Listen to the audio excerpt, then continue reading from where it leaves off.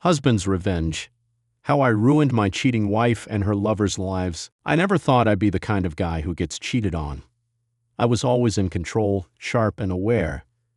I ran my own security business, trained guys to handle threats, and made sure nothing bad ever happened to my clients. I worked long hours, but it paid well, and I made sure my wife, Emily, had everything she could ever want. Emily and I had been together for 8 years, married for 5. She was stunning, a blonde with piercing blue eyes, the kind of woman who turned heads without even trying. When I met her, she was working as a bartender, and I liked her mix of sweetness and fire. She wasn't the kind of woman who backed down from anyone. I respected that. As the years went on, that fire started burning in a way I never expected. Looking back, the signs were there. The late-night errands, the sudden interest in going to the gym, the way she started being glued to her phone. But I ignored it because I trusted her. I didn't think she was stupid enough to cross me. One night, I stopped by Walmart to grab some ammo for a weekend hunting trip. It was late, nearly midnight, and the parking lot was mostly empty. That's when I saw it. Emily kneeling in front of my brother Jake. For a second, my brain refused to process what I was seeing. But it was her. I knew the way she moved, the way her hair caught the light. And I sure as hell recognized my own brother standing there like he didn't have a care in the world. A cold, controlled fury settled over me. I could have gone over there and torn him apart, but I didn't. I wasn't about to give either of them the satisfaction of seeing me lose control. I turned around, got back in my truck, and drove home. The house was quiet when I walked in. I went straight to the bedroom, opened the closet, and started packing. I didn't take everything, just enough. A few duffel bags full of clothes, my important documents, my guns, the rest she could have. 12 days passed without a single call or text from Emily. Then on the 12th day, my phone rang. It was her. I let it go to voicemail. A minute later, a text came through. "Honey, where are you? Why is all your stuff gone?"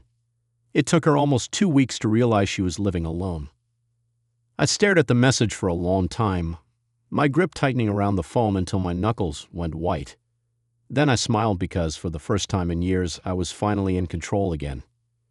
Emily and I met in a bar, one of those dimly lit, smoky joints where guys went to drink away their problems, and women went to pretend they didn't have any. I wasn't looking for a relationship, but there she was, standing behind the counter with that sly, knowing smirk, slinging drinks like she owned the place. She wasn't just beautiful. She had an edge, a confidence in the way she handled herself. I liked that she was different from the other women I had been with. Things got serious fast. A few months in, she moved in with me. A year later, we got married. It was fast, but it felt right. I was making good money running security for high-end clients, politicians, CEOs, people who needed men like me to make sure nothing happened to them. My job was to see threats before they happened, to neutralize danger before it could even get close. Ironic, considering I never saw the biggest threat of all, the one sleeping next to me every night. Emily and I had 2 kids, twin boys, Nathan and Luke. They were my world. I made damn sure they had everything they needed. I taught them how to fight, how to stand up for themselves, how to be men. I wasn't one of those soft dads who sat back and let his wife handle everything. I was there for every game, every school event, every scraped knee. Looking back, I should have seen the signs earlier, the way Emily started pulling away, the way she started dressing differently, acting differently. But I ignored it because I believed in family, because I took my vows seriously. And that's what made what she did to me the ultimate betrayal. The fight after she finally texted me, acting all confused like she didn't know why I had packed up and left, I decided to play it smart. I waited, let her stew, let her wonder. Then, 3 days later, I showed up at the house. She was there, sitting in the kitchen, sipping coffee like it was just another morning. She looked up when I walked in, and for a second, just a second, I saw panic in her eyes. But she hid it quick. "Oh my God, baby," she gasped, standing up. "Where have you been?" I was so worried. I laughed. This woman had the audacity to act like she was the victim. Like she hadn't been on her knees in a Walmart parking lot for my own goddamn brother. I dropped my bag on the floor. You were worried? I repeated, my voice low and steady.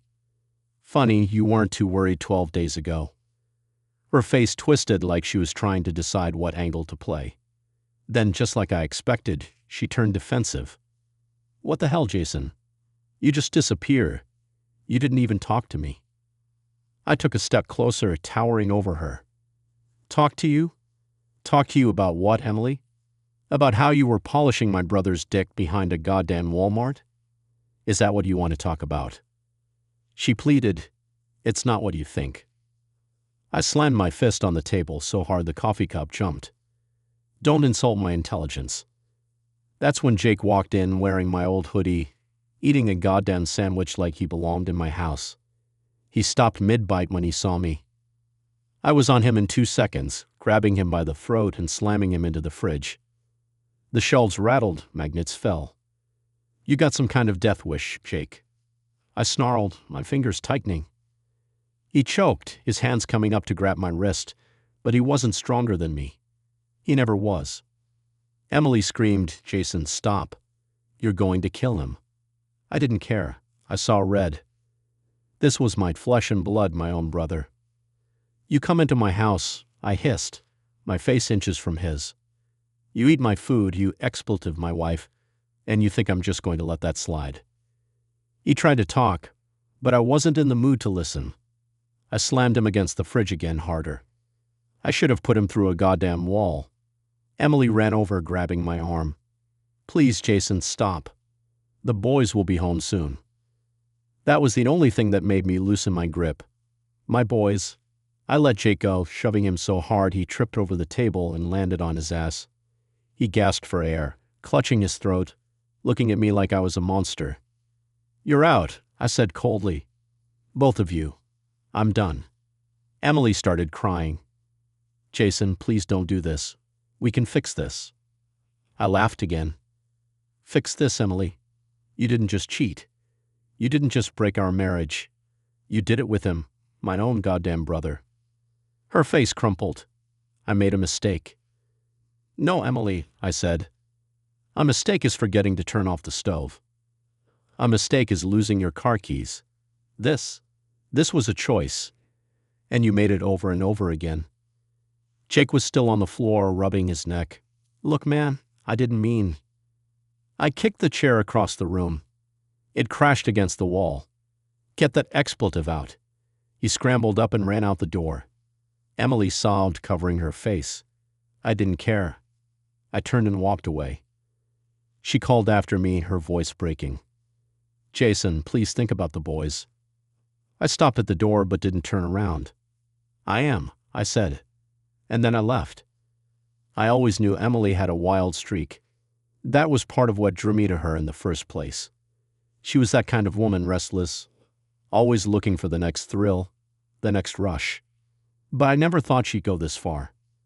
After I left, I didn't go far. I stayed in town, renting a room in a cheap motel, keeping my distance while I figured out my next move. But I needed answers. I needed to know why. It didn't take long to get them. Turns out, Emily wasn't just cheating. She was planning something. She had been setting me up for months, going to a lawyer behind my back, looking for ways to get full custody of our boys. Why? Because she thought if she could paint me as dangerous as violent, she could take me for everything I had. The house, the kids, my savings, everything. And the worst part, my own brother was in on it. I found out when I checked my email. A friend of mine, an old army buddy who still worked in private security, had done me a favor and tapped into some of her messages. What I saw made my blood run cold. Messages between Emily and Jake. Emily, he's going to lose it when he finds out. We just need to push him a little more. Jake, you sure this will work? Emily, of course. He's got a temper, always has. If we make him snap, I'll have enough to prove he's unstable. The lawyer says I just need one big incident. I gripped the phone so hard my knuckles went white. This wasn't just cheating. This was war, nuclear revenge. If Emily wanted to play dirty, I'd show her what real dirty looked like. I wasn't some idiot who let his emotions control him. I was a man who planned, who executed. and I had all the ammo I needed. The next day, I set my plan in motion. First, I went to a lawyer, the best one in town, a pitbull of a woman named Valerie Grayson. She took one look at the evidence I had, the messages, the proof of her affair with my brother, the financial records that showed her draining our joint account behind my back, and said, "She's expletive." Then I made a few calls, one to my bank to freeze our joint account before she could take another dime, one to a private investigator to dig up every piece of dirt on her and my brother, and one to Child Protective Services. Because Emily wasn't just cheating, she was partying, drugs, alcohol, a whole lifestyle I had no idea about. And now I had the proof. Turns out she wasn't just spending time with Jake. She was throwing secret parties in our home while our boys were upstairs sleeping. And CPS. They did not like that. The final blow came the day Emily got served the custody papers. She lost it. She came storming into my motel, her blonde hair wild, her mascara running. "What that expletive did you do?" she screamed, slamming her hands against my door. I opened it calm as ever. "I don't want," I said. She looked at me like a wounded animal, her breath ragged. You froze the accounts. You're taking the boys from me." I leaned against the door frame, arms crossed. "No, Emily. You did that. I just made sure the right people saw the truth." She shook her head, tears streaming. "You can't do this." I smiled, already did. And then I pulled out my phone and played the last recording I had, the one where she admitted to setting me up. Her eyes went wide. "Where did you get that?" she asked. I didn't answer. I just let her feel it, let her realize that the game was over. Her breathing got heavy. She looked around as if trying to figure out a way to fix this, to turn it around. But there was nothing left to do. The house was gone, the money was gone, the kids were mine and Jake. Oh, he got his too. Because the private investigator found out Jake had been stealing from his job, skimming money off the books at the dealership he worked at. I sent that evidence straight to his boss. The last I heard, Jake was living in his car, trying to beg his way into a job that didn't require a background check. As for Emily, well, let's just say she finally got what she wanted, freedom, just not the kind she imagined. I thought it was over, thought I had won. But I underestimated just how low Emily was willing to go. It started with a phone call. I was at home with the boys, finally feeling some peace, when my phone rang. I almost ignored it, but something told me to check. Blocked number, I answered. "Mr. Carter, who's asking?" "This is Detective Ruiz with the local PD. We need you to come down to the station. There's been a serious accusation made against you." I went cold. "What accusation?" "Your wife, Emily Carter, has filed a report claiming you assaulted her. She has bruises and witnesses." I almost laughed. Of course, this was her final play, the nuclear option. But I wasn't stupid. I hadn't played this game too well. So I went to the station, sat across from Detective Ruiz, my arms crossed, my expression calm. "She says you attacked her," he told me. "That you threatened her life." I leaned back in the chair. "That's funny," I said. He slid a folder across the table. Photos of Emily's face, bruised, swollen. A perfect picture of a battered woman. Only one problem, it was fake. "You have proof of that?" Ruiz arched a brow. I pulled out my folder and handed it over. "More than proof. Surveillance footage, GPS records, witness statements. I wasn't anywhere near her when she claimed this happened. In fact, she had been seen at a bar hours before, looking perfectly fine. The bruises? Those popped up after she met up with a guy known for selling certain substances." Ruiz flipped through the evidence, his frown deepening. "You sure you want to press charges?" I grinned. "Oh, I insist." The final downfall. Emily was arrested for filing a false report. But that wasn't even the worst part. While digging through her records, the cops found something else, something far worse. Turns out she had been funneling money out of our joint accounts, not just into her own savings, but into Jake's. And that money? It wasn't just ours. It was linked to a few questionable transactions, fraud. And guess what? Jake was in on it too. Within a week, both of them were facing charges. Jake tried to run, but it didn't take long before he was caught. Emily? She had the nerve to call me from jail, sobbing, begging me to fix this. You did this to yourself, I said coldly. Enjoy the freedom you wanted. Then I hung up. The final twist. 2 months later, I got a letter in the mail from Emily.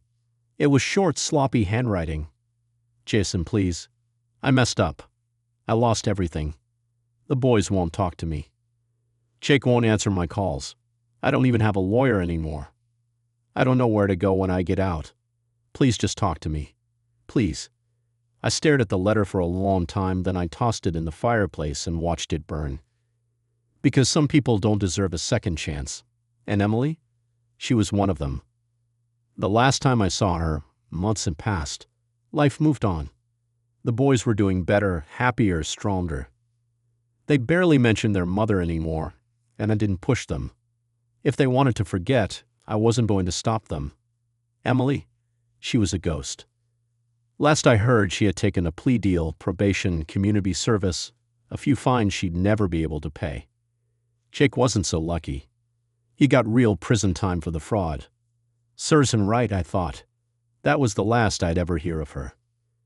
Until one evening when I walked into a gas station off the highway and saw her standing at the counter. She looked rough, thinner, hair a mess, sheet clothes.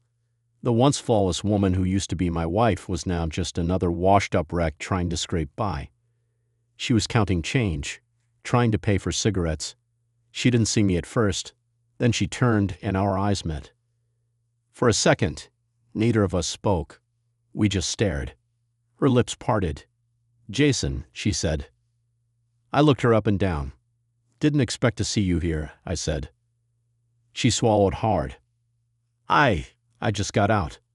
I nodded. Yeah, I heard. She glanced around as if expecting me to say something else, maybe hoping I'd offer her some kind of sympathy. I didn't. Instead, I pulled out my wallet, tossed a $20 bill on the counter, and told the cashier, put that toward whatever she's buying. Emily's eyes widened. Jason, I don't need your... Yeah, you do, I said. I turned to leave. Wait, she called after me, her voice cracking.